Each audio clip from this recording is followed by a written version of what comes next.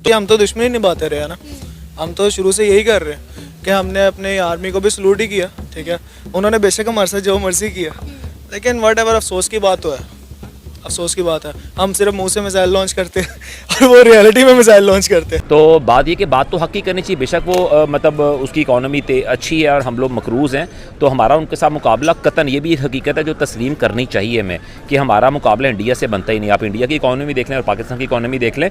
और media report के मुताबिक इस वक्त एक बड़ी खबर मिल रही है। खबर यह है कि आसिम मुनीर ने भारत को गीदड़ भभकी दी है। वाटर ट्रीटी को लेकर, जल संधि को लेकर मुनीर ने गीदड़ भभकी दी है और कहा है कि अगर भारत ने बांध बनाया तो हम हमला करेंगे। मुनीर ने यह कहा कि बांध को 10 मिसाइल से उड़ा देंगे। अगर पाकिस्तान का अस्तित्व खतरे में आया तो आधी दुनिया साथ ले जाएंगे, यह कहा है मुनीर ने। जो आज हाफिज साहब ने अपना मजाक बनवाया है, भारत भी मजाक उड़ा रहा है हमारा। जिस तरह का खिताब किया गया है 70 लोगों को बिठा के, ये मैं आपको दिखा देता हूं।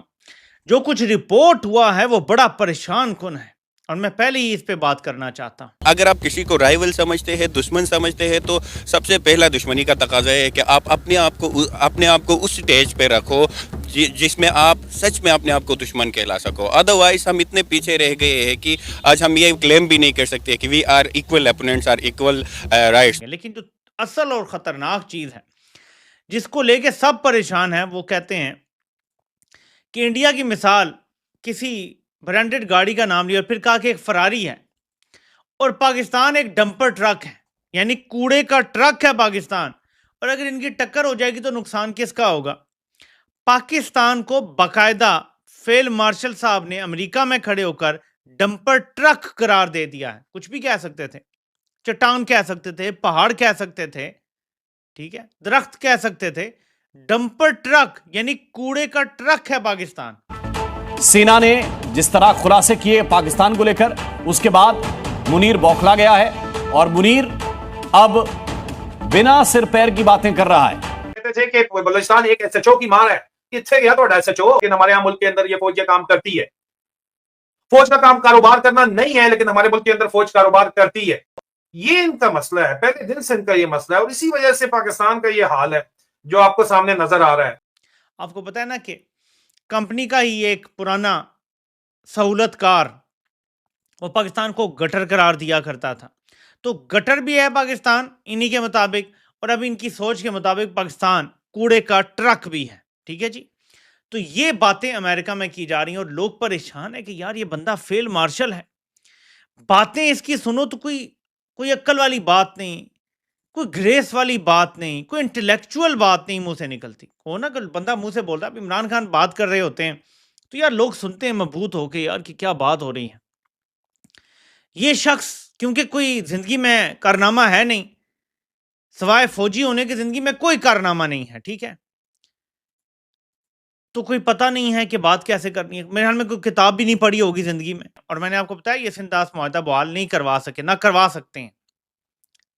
हाफिज साहब ने इस हवाले से सबके मुंह बंद करने के लिए पता है क्या कहा है, और मैं सख्त परेशान हो गया हूं कि जब इंडिया डैम बना लेगा तो हमारे मिसाइल तैयार हैं, हम उनका डैम तबाह कर देंगे।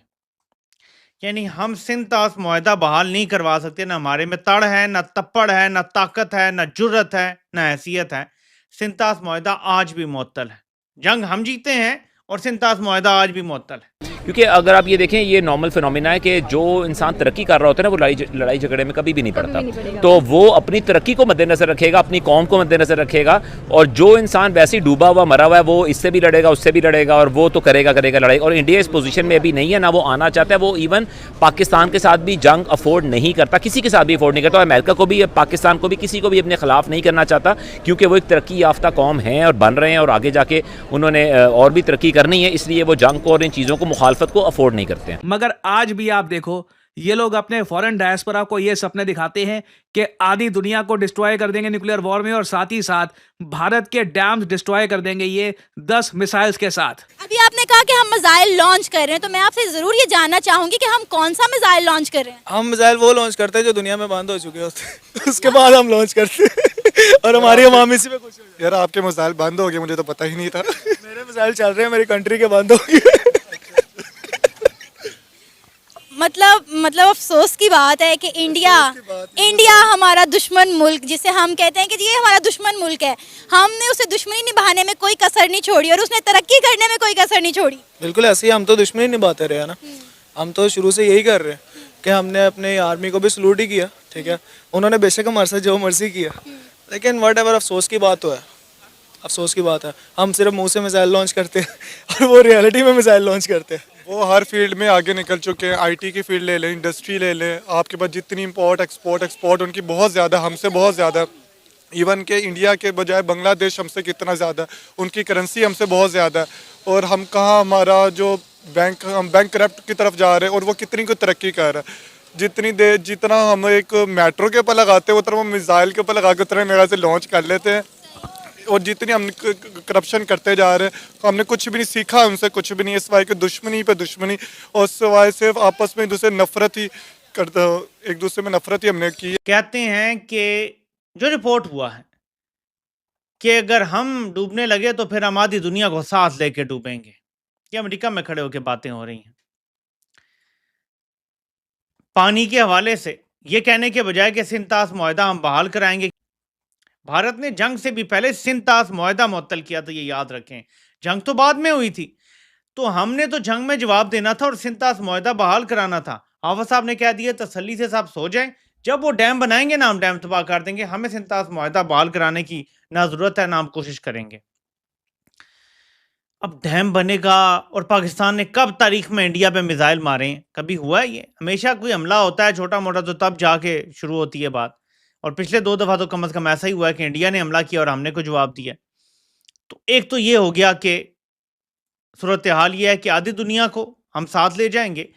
दूसरा ये कि सिंतास मुआहदा तो हम नहीं बहाल करवा सकते, लेकिन हम जब डैम बना लेगा इंडिया हमारे पानी पे तो वो तबाह कर देंगे। एक्चुअली इंडिया का ये तो आपने देखा होगा रवायती तौर पे पूरी दुनिया के साथ उनका यही सूरत हाल है कि वो अपने मुल्क को कुछ बड़ा करके दिखाते हैं। भारत क्या कर रहा है? सस्टेनेबल डिजिटल इंफ्रास्ट्रक्चर क्रिएट कर रहा है फ्यूचर के लिए।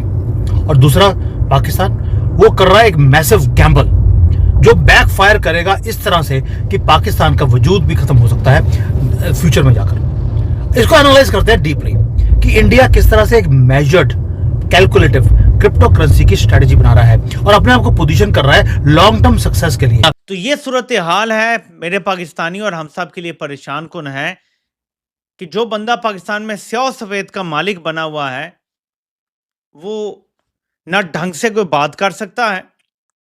और अब समझ आती है कि इमरान खान ने इस बंदे को क्यों हटाया था एक नौकरी से, क्योंकि जाहिर है कि जब इस बंदे के सामने बहुत सारे इश्यूज आते होंगे और जिस तरह ये हैंडल करता होगा, जाहिर है पीएम के साथ डायरेक्ट रब्ता होता है, तो इमरान खान के लिए उस टाइम ये फैसला मुश्किल तो था ही, लेकिन उन्हें करना पड़ा। और आप समझ आ रही है कि उनका फैसला कितना दुरुस्त था। इनसे खिताब करते हुए field marshal general Asim Munir ने धमकी दी हिंदुस्तान को। अमेरिका हमेशा पाकिस्तान को इस्तेमाल करता है और इस वक्त भी पाकिस्तान को इस्तेमाल किया जा रहा है।